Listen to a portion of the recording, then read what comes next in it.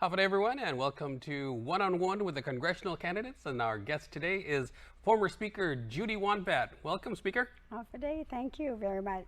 You, of course, were at the legislature for almost 2 decades. But for some of the folks that may not know you, tell us a little bit about your background. Tell us about Judi Won Pat. Thank you very much. Well, I actually served 25 years in the public school system as a teacher, guidance counselor, and a school administrator.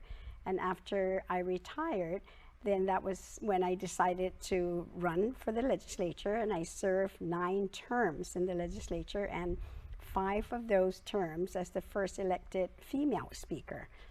So that's all the years of experience that I've had. You know, I come from a family of 8, and I don't know if people still remember. My father's the former, Congressman Antonio Borja Won Pat, and my mother, Ana Salas Perez. We always tend to forget about the women, but my mother is such an important part of, my life as well. Sure. She was, an entrepreneur. If it hadn't been for her, let me tell you, I don't know how a family of 8 could have survived on my father's salary at that time. As a senator, was only, I think it was like $800 a year. So, and in a way, she's kind of set the tone. Both of them did, really. I became an entrepreneur. I opened a small business, a coffee shop, an ice cream, plant-based ice cream shop during the pandemic. So that was definitely a challenge. And then the other is the influence from my father in public service, although both of them were teachers in our public school system. But I never thought about this until most recently when I was thinking about how inconspicuously my father was like mentoring me. He always took me to his office, but he always start me at the bottom, just like any businessman, I understand. He'll have me file, clean. He'll have me write things. He'll put things in order to put certain subject matter in certain desk of the workers, So I was doing all these things, not realizing. I thought it was just, keep me busy.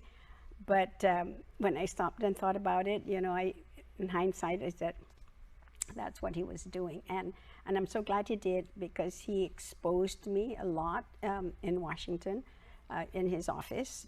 Took me into the mini, basement subway, took me to the Library of Congress, took me to the dining hall, and introduced me to members of Congress. So, I saw the workings of, how things are done in Congress. Yeah. You obviously made a lot of accomplishments in life. You were, as you said, an educator, spent many years in the legislature. So why are you running?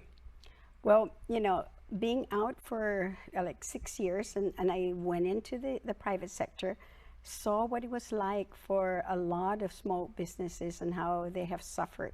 And because I was now wearing their shoes. Then I saw at the same time during the pandemic how families have suffered as well, and how goods have become very expensive, rent also expensive, and to the point where people can't even afford their homes. And I even have an employee where this one young man has to room with 3 other young guys to be able to afford rent. And then I went into the nonprofit organizations. I work with VARO, which respond to victims of domestic violence and sexual assault. And I saw an increase in that at the time during, again, the pandemic, and so how services are lacking for women. And then the other organization I was in was PREL, which is the Pacific Region Education and Learning, and saw what the educational system was like throughout the region, and the lack of monies that they were not able to get, even with their compact, to be able to address the needs of the educational system. So when I saw all of that, I just knew somehow that even though I was making a difference in some of those areas, there was just something I felt that needed to be done more, and that it had to be done at the national level. It wasn't anymore in the local level. Sure. And that's why I decided to run. But because I feel that the federal government really has a responsibility to ensure the security of our families, our economy and our environment. And I like to be able to leverage, the U.S. strategic interest here in Guam to try to balance it for the needs of our people. Yeah. If you are elected, what would be your top priorities in the first 100 days in office?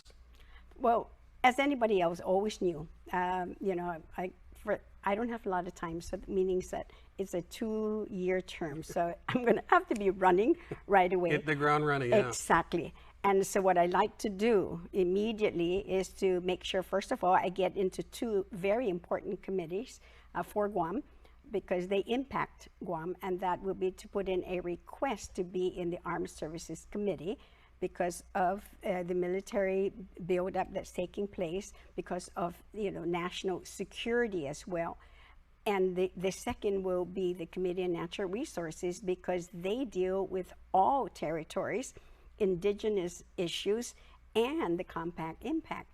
So that would definitely be the first thing to do, and people need to understand, you know, you can't just say, okay, I want to be in that committee. You really need to put in a request. You got to make sure that there is a vacancy in that particular committee, and then, you know, the appointment then will be made. And because everybody that's in there, because seniority is a big thing. So if there are other members in Congress or more of them that may want to be in these committees and there are no vacancies, then it's going to make it very difficult, you know, to get in. So I feel that from the start is to start lobbying, as a matter of fact, even before then, to be able to let the chairman know that, you know, I have an interest in these committees. The other would be is to quickly now write up 3 bills that I'm very much interested in. The Guam Jobs Act, which will address several things. And I'm doing this primarily because it's too late now to get it in the NDAA until probably the new fiscal year. So what it is to really make sure that all the monies coming into Guam, that they are then for our local companies, meaning preferential treatment for our local businesses, so that then when they get the monies, those monies will stay in Guam. It won't go off island. The second thing that I like to also see is language about training, and primarily because I know we rely heavily on H2 workers, but by putting in training is that we're going to be able to build capacity here locally. We're never going to get rid of H2B workers, granted, but we have to be able to take care of our locals as well to make sure that they have high-paying jobs, you know, and, you know, technical jobs as well. The other is within the contracts that they're giving to these big companies, there's a language there that says that these companies are supposed to follow the rules of the place where they are being contracted to work in. And that means then it's making sure that they then register with revenue tax and pay their fair share of the GRTs. The other that I like to do in the Jobs Act is because I want to reestablish again the ship repair facility.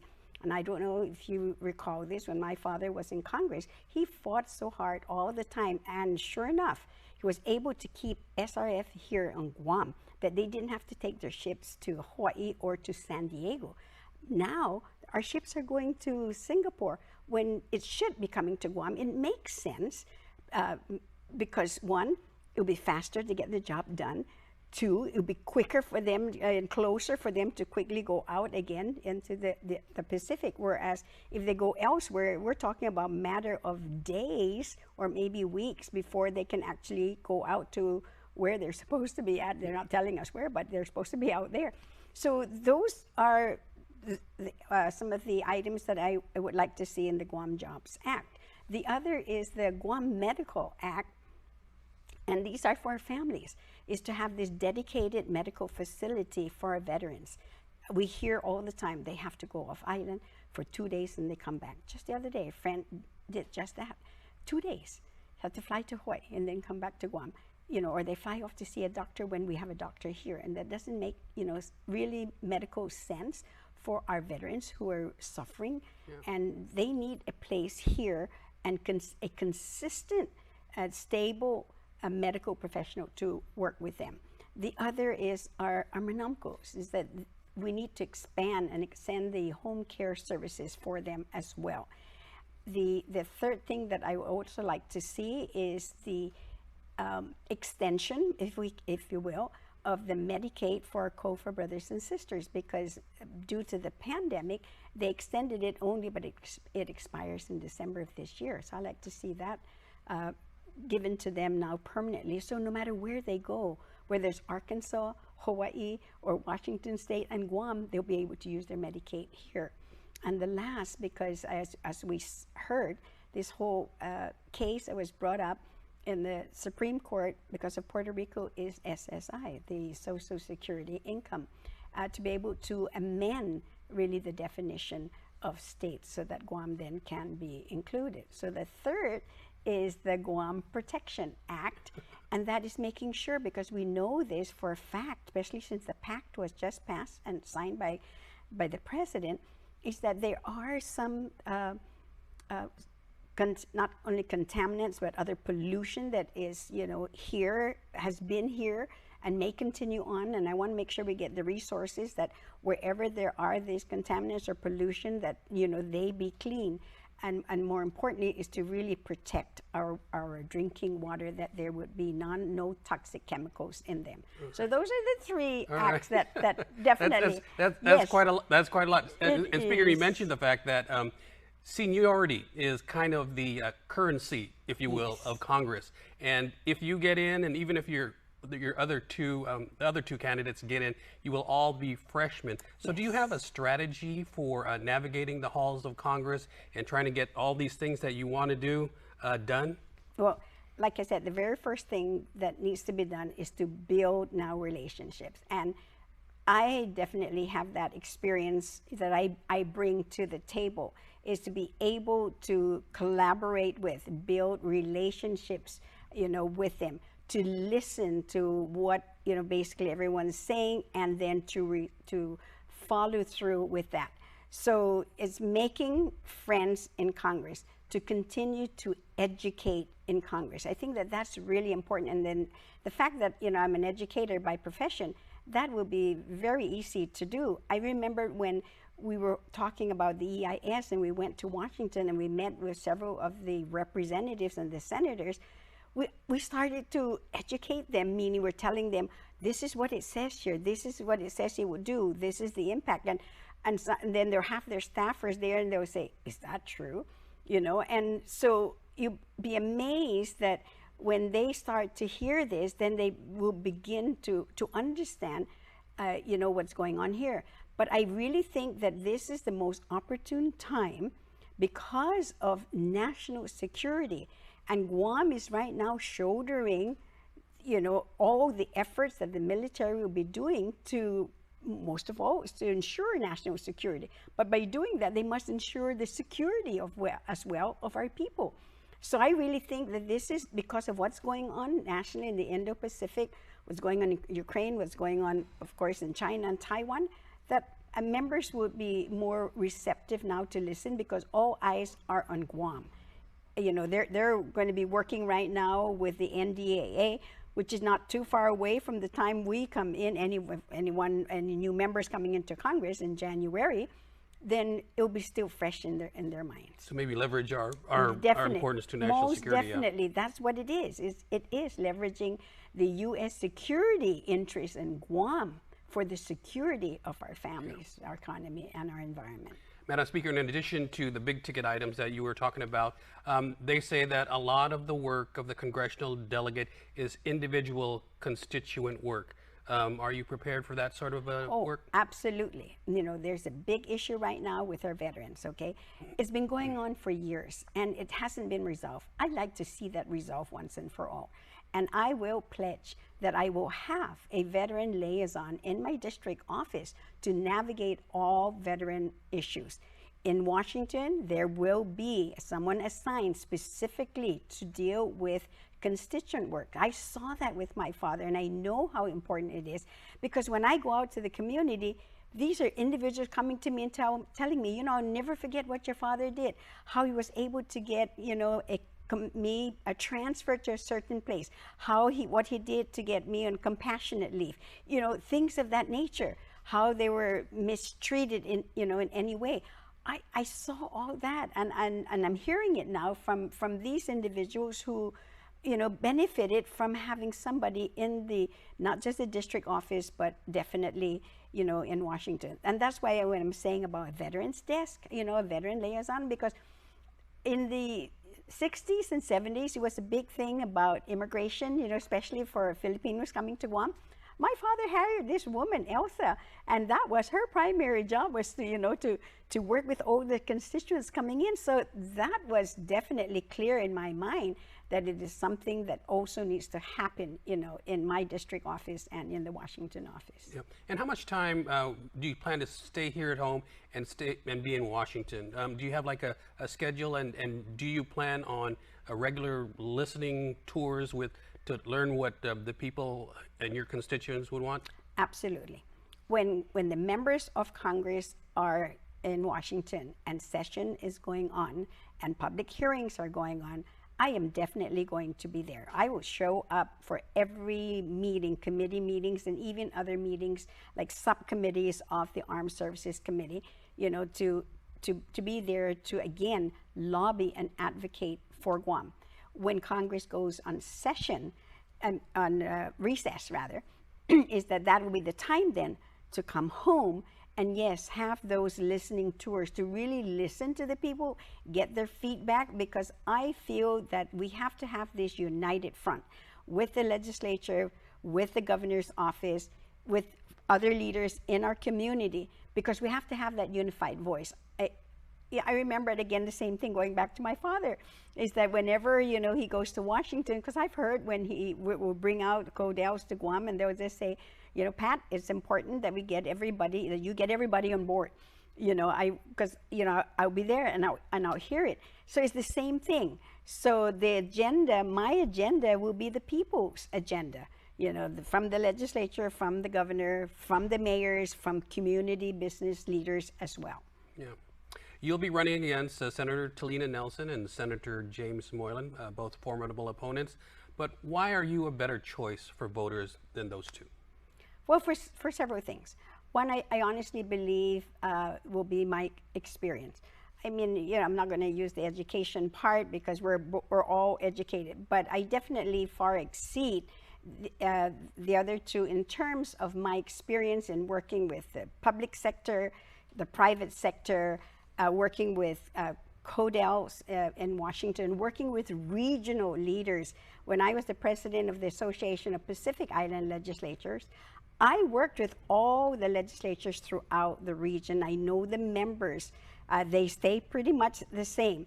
Then I was appointed as the liaison of APIL to now go and work with the Micronesian chief executives. So then I got to know the presidents and vice presidents again from the different regions. I have maintained that kind of relationship.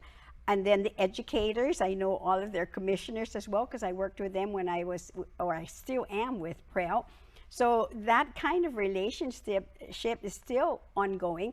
And I think that definitely puts me, pulls me away from the others as well because of that experience. And I think what's really important here too is building relationships. When I was in the legislature, it wasn't Democrats or Republicans. I was able to pull all the members of the legislature together to resolve whatever we needed to do for the people of Guam.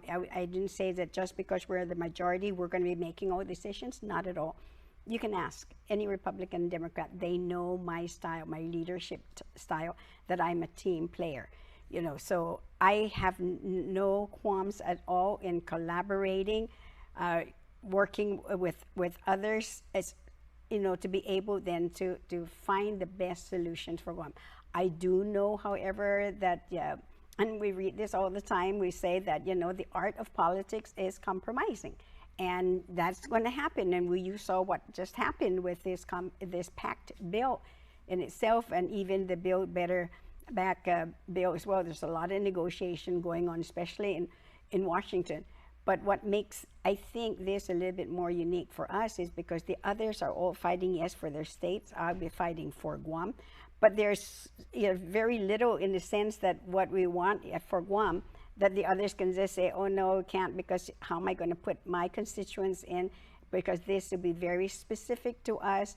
And at the same time, it's, again, like I said, leveraging, national security for the benefit of Guam. Yeah.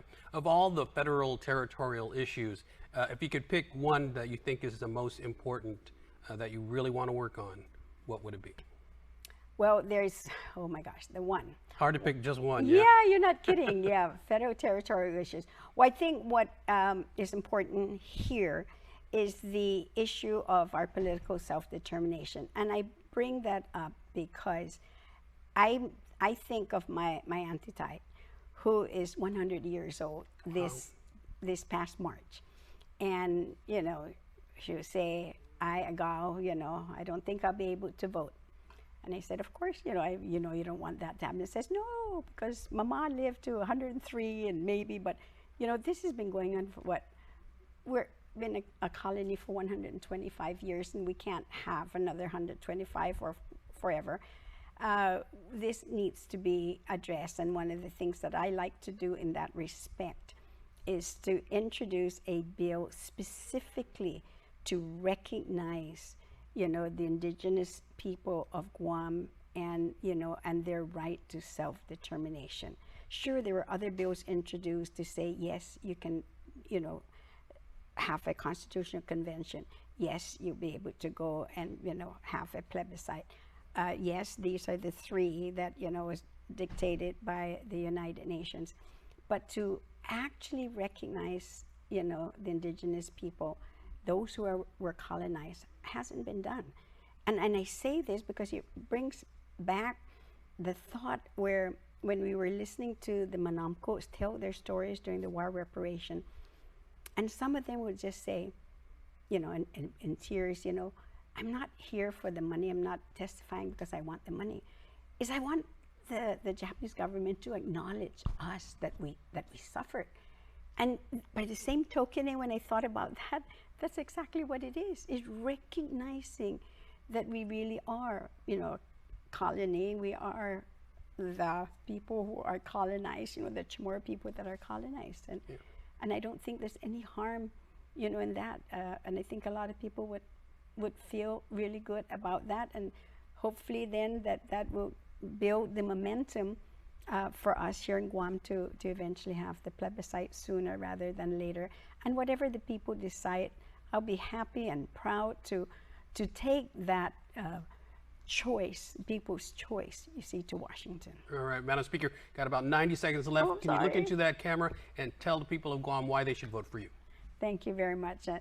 I am running to secure our families, our economy, and of course to protect our environment. And I humbly ask for your vote. I'm Judi Won Pat. Si Dios masi. And that is Judi Won Pat, the former Speaker of the Guam Legislature, a candidate for Congress. This is One-on-One with the congressional candidates. Thank you so much, Speaker Won Pat. Appreciate your time. Thank you. It's my pleasure. All right. I'm Nestor Licanto. We'll see you again on the next edition of One-on-One with the congressional candidates. Thanks for watching.